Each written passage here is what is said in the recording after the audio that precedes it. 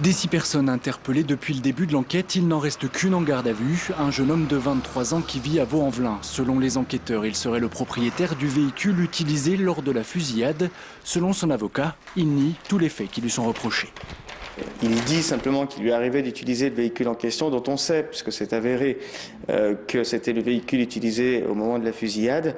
En revanche, il dit qu'effectivement, ce jour-là, ce dimanche en fin d'après-midi, il n'était absolument pas au volant de ce véhicule, il n'était absolument pas sur les lieux des faits au moment où ça s'est passé. Arrêté sur une aire d'autoroute près de Saint-Chamond, au volant du véhicule utilisé pendant la fusillade, le suspect est très connu des services de police.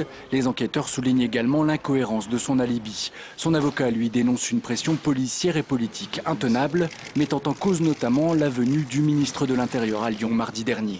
Je m'interroge singulièrement sur les directives qui ont pu être données aux services de police. J'ai moi-même croisé le ministre de l'Intérieur dans les locaux des services de police au moment où ces jeunes suspects étaient placés en garde à vue. Je crois qu'il s'agit là d'une pression un peu difficile à supporter.